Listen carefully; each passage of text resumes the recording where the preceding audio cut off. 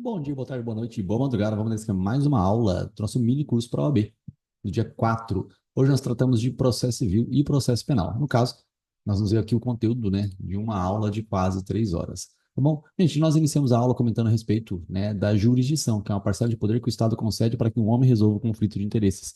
Essa jurisdição é um poder dado para que o juiz resolva uma briga que tem entre você e seu vizinho, certo? E essa jurisdição não é ilimitada, esse poder ele tem um limite, e o limite é encontrado na competência. A competência funcional, por exemplo, o STF não executa uma reclamação trabalhista, o STF não executa uma, sei lá, uma execução fiscal aí, tá? A função dele não é essa, certo? Então, há uma competência funcional, a função dele é outra, assim como a matéria, né? O juiz de trabalho não julga questões eleitorais. Então, nós temos a competência, né, material também, né? Então, a jurisdição encontra o limite é a competência. Certo? Tu comentei então que você vai buscar o judiciário, então por meio de uma ação você busca a resolução do seu problema, né, pela jurisdição, que vai respeitar um processo, não é qualquer processo, é um processo de acordo com a lei, né, e qualquer lei, não, a lei dos dias de hoje. Então esse é o devido processo legal. Bom, aí nós temos aqui também a petição inicial, né? Iniciando aqui essa ação, a petição inicial, há a citação, depois da citação não é necessariamente a contestação que ocorre, acontece a tentativa de conciliação, né? Audiência de conciliação e mediação. Aqui é interessante o fato de que a audiência de conciliação e mediação tem M de que se ambas as partes optarem para que essa audiência não ocorra, então essa audiência não ocorrerá. Tá? Ambas as partes têm que optar. Uma coisa interessante também é que esse M aqui é M de família também. A audiência de mediação é a audiência relacionada a coisas mais próximas das pessoas. Por exemplo, família ou relação de condomínio, tá? Nós temos a conciliação e a mediação. A mediação, então, fica com família e fica com relações ali de condomínio, pessoas mais próximas. A conciliação seria algo relacionado a um acidente de trânsito, por exemplo, ou um eventual conflito numa lanchonete. Tá bom? Bom, gente, nós estamos vivos aqui, né? Petição inicial, citação, audiência de conciliação e mediação, contestação, audiência de saneamento, audiência de instrução. São três audiências antes da sentença. Tá? Eu comentei com vocês que, às vezes, as testemunhas do processo, elas ali estão, e o juiz, ele pode, às vezes, não concordar com a oitiva de uma dessas testemunhas. Isso é uma decisão interlocutória, uma decisão que está no curso do processo. Mas aqui, nesse momento, eu comentei que as testemunhas, elas são testemunhas do processo, elas não são testemunhas da parte que as arrolou. Tá? A parte a arrolou, mas o juiz pode utilizar aquela testemunha em prejuízo da própria parte que a arrolou, por conta do seu livre convencimento motivado.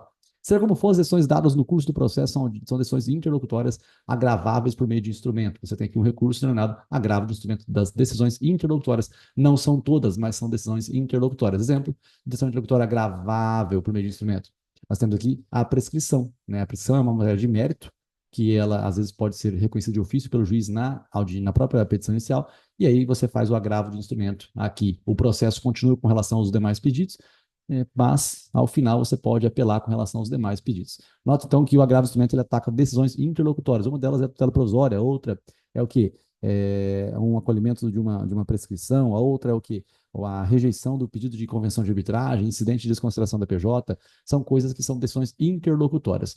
Aqui só reiterando mais uma vez o caminho durante o tempo do processo, da sentença cabe a apelação. A apelação, o que você faz? Você ataca a sentença e você ataca coisas que no curso do processo você não pôde fazer agravo de instrumento, porque era uma decisão que não estava prevista no artigo 1015 do CPC. Então, a apelação, ela ataca a sentença e, além de atacar a sentença, ela ataca aquilo que era uma decisão interlocutória, quando essa decisão interlocutória não pôde ser atacada por meio de agravo de instrumento.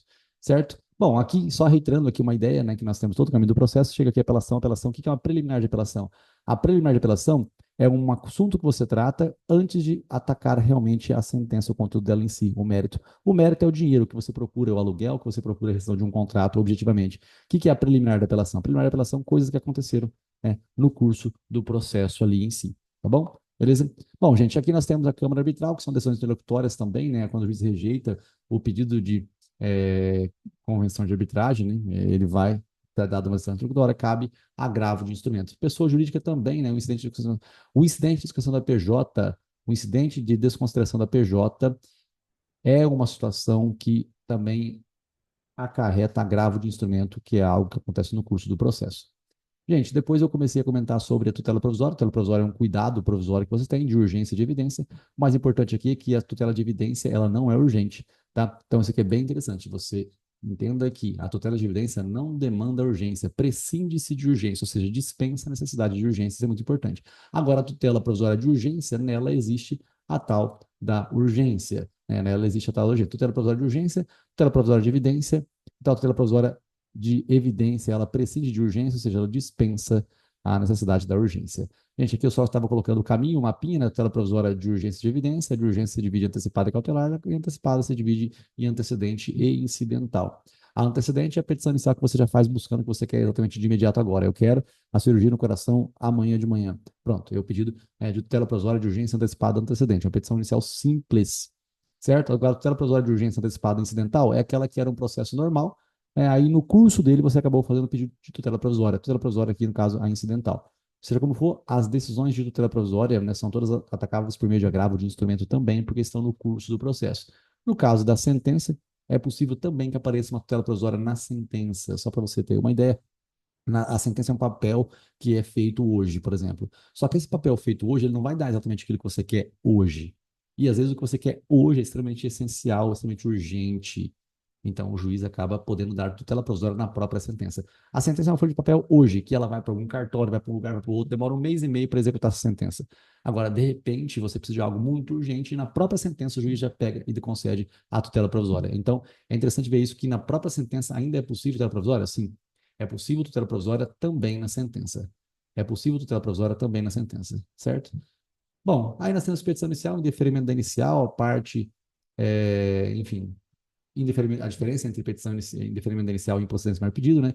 A improcedência liminar porque você realmente perdeu aquilo que você buscou demandar no judiciário, o indeferimento você não perdeu. O juiz só disse que não é a parte, que não é o momento correto, você não juntou o documento correto, o cheque não está vencido para você executar ainda, você escolheu a parte errada para estar no polo passivo. Então, essa é a diferença entre indeferimento inicial e a improcedência liminar do pedido. Depois eu foquei aqui de novo ali no processo, joguei uma sentença aqui e disse que você pode registrar essa sentença para fim de ter prioridade no recebimento de uma eventual execução contra um devedor qualquer.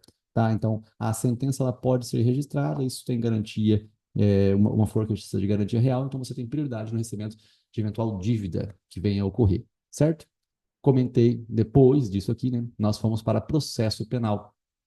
Esse foi o conteúdo de processo civil. Se você tiver alguma dúvida sobre algum pontinho, é importante que você venha perguntar para mim. Tá? Esse foi o processo civil. O de processo penal, pessoal, é bem tranquilo também, tá? O processo penal é bem tranquilo também, olha só. Falamos sobre a petição inicial, o que vem a ser petição inicial, denúncia ou queixa, o momento correto para fazer o pedido de condenação, que é a condenação em pena privativa de liberdade ou pena restritiva de direitos, tá? Entenda, notícia crime, inquérito policial, o Ministério Público oferece denúncia, a vítima também oferece queixa crime, certo? Às vezes, né, pode ser que seja no caso do juizado especial criminal também. Bom, eu comentei que existem outras petições iniciais, como habeas corpus e revisão criminal. Habeas corpus e revisão criminal não são recursos, são petições iniciais em que se busca-se a liberdade, trancamento da ação penal, trancamento do inquérito policial, rescisão de uma sentença transitada em julgado, é o que você busca, né, por meio dessas duas petições iniciais aqui. Correto? Então, tem petições iniciais que buscam a liberdade e outras que buscam a condenação. Depois eu iniciei comentando que nós temos a notícia do crime dentro do processo, né? A linha é essa aqui, notícia do crime, a notícia do crime, inquérito policial, blá, blá, blá. Aí aqui eu comecei com notícia do crime, após a notícia do crime, tem um inquérito policial. O inquérito policial é o delegado de polícia que cuida, fruto da desconcentração administrativa, abaixo aí do Ministério da Segurança, né? Do secretário da Segurança Pública. E aí você tem que o inquérito policial ele é dispensável. Tanto é que o promotor de justiça ele pode oferecer uma denúncia num crime, inclusive hediondo, dispensando-se o inquérito policial. Basta que ele tenha um pendrive, uma prova bem concreta, bem robusta para ele propor uma ação penal. Os atos são discricionários. O que é isso? O delegado de polícia é ele que escolhe mais ou menos o caminho que ele vai tomar na busca das investigações. É discricionária a atitude dele, tá bom? Isso é bem interessante. Ele que escolhe o caminho que ele vai buscar, falar para o juiz, você pode expedir um mandado para tal lugar, você pode fazer isso, você pode fazer aquilo. Então, é isso que acontece nesse ato aqui discricionário do delegado de polícia. Não tem contraditório para defesa no inquérito policial, isso significa que se um advogado tiver ali no momento do flagrante querendo inserir algumas perguntas no boletim de ocorrência, o delegado de polícia pode dizer que ele não quer ouvir as perguntas, que ele está satisfeito já com a situação que ele já encontrou. Tá bom? Então, olha só, notícia crime, inquérito policial. No inquérito policial você vai ter várias ordens judiciais, né? Busca e apreensão, por exemplo, interceptação telefônica, tudo decisão judicial. Isso aqui não é decisão do delegado de polícia, não, né? Não é o delegado de polícia que manda, nem o promotor de justiça que manda busca e apreensão, nem interceptação telefônica, tá? bem importante isso aqui. Aí, só trazendo a baila, que no inquérito policial a pessoa não pode ser algemada, isso deve ser respeitado, a súmula vinculante número 11. Temos a súmula vinculante número 14, que o acesso aos autos do inquérito, o advogado tem direito, os autos do inquérito, aquilo que já estiver devidamente documentado, a pessoa tem direito a acessar os autos do inquérito, sim. Importante que, é óbvio que o advogado não vai saber que existe uma interceptação telefônica para com o seu cliente. Se ele souber disso daí, aí o cliente dele nunca vai ser pego.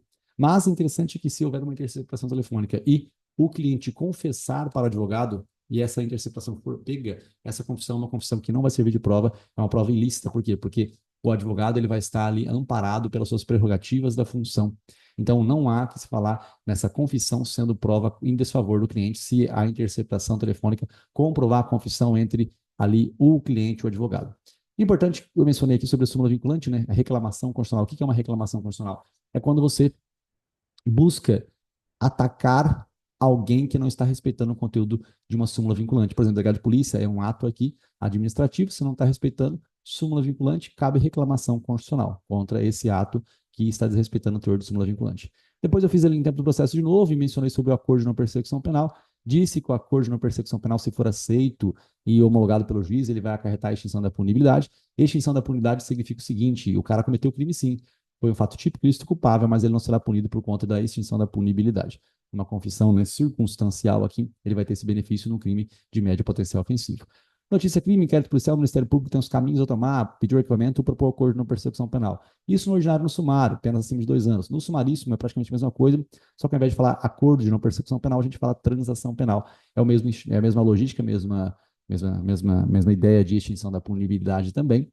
E se isso for aceito pela parte e ela cumprir os requisitos, extinção da punibilidade, como eu disse, e reitero. Aqui o juizado especial criminal, ele leva em consideração a pena máxima em abstrato, não é o valor da condenação, não, tá? Às vezes o cara pega ali um crime de furto, e o crime de furto tem pena de 1 a 4, e ele é condenado a 2 anos. A competência do crime? Não, a competência foi definida no momento em que se começou o processo, não no final, quando dosou a pena.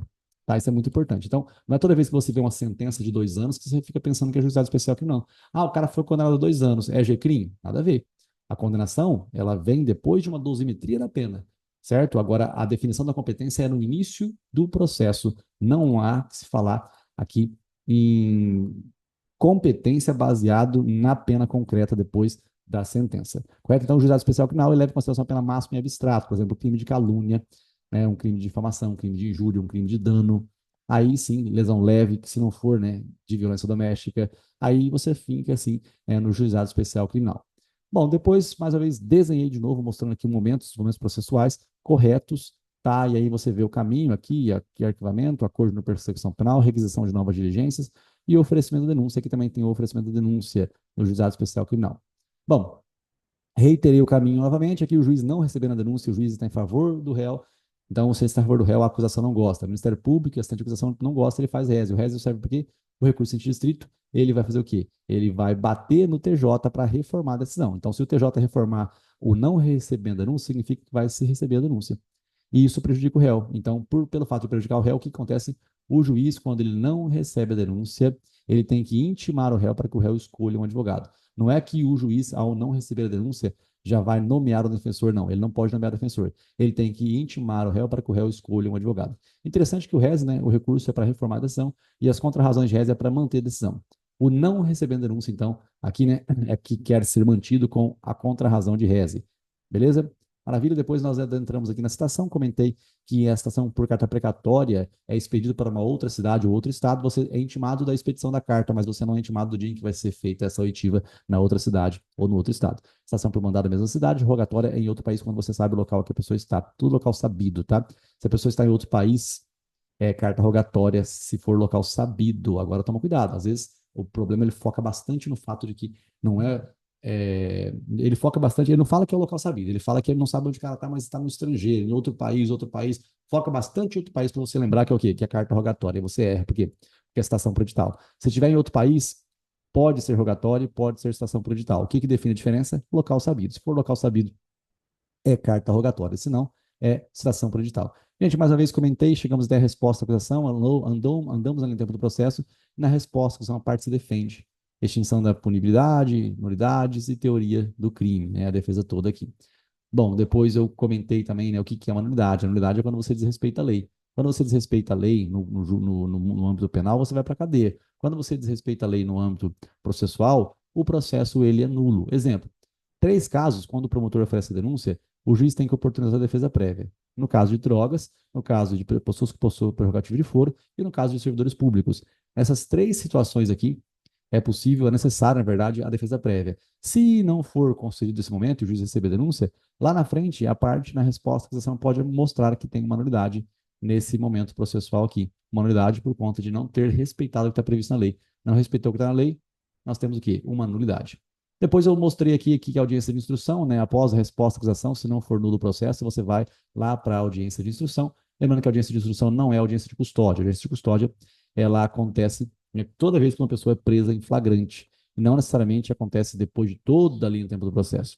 Tá? Então, a prisão em flagrante, ela acontece, a pessoa é conduzida até um juiz em 24 horas e verifica se a prisão é legal ou se a prisão é ilegal. Essa é a audiência de custódia.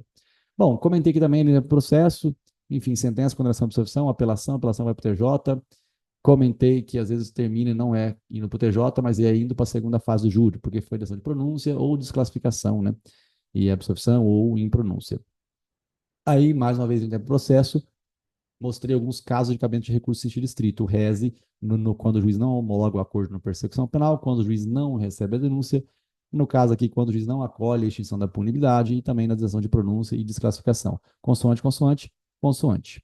Certo? Esse foi o conteúdo de processo penal e de processo civil da aula de ontem, nesse nosso mini curso. Eu sei que aqui é bem rapidinho, né, mas eu acho que dá para você fazer uma super revisão. E se você só está fazendo um mini curso, ainda assim é possível que você consiga entender o conteúdo e você tenha a possibilidade, né, de insistir na retirada de uma dúvida. Tá bom? Gente, beijo pro Marcos, foco for fé, fala depois de muito estudo e lembre-se, se esse conteúdo está te agradando, não deixa de encaminhar para um amigo meu aí, tá? E ó, não é um amigo meu não, um amigo seu, né? E dá uma curtidinha aí, rapidinho, né? Não vai custar nada não. Tamo junto. Tchau.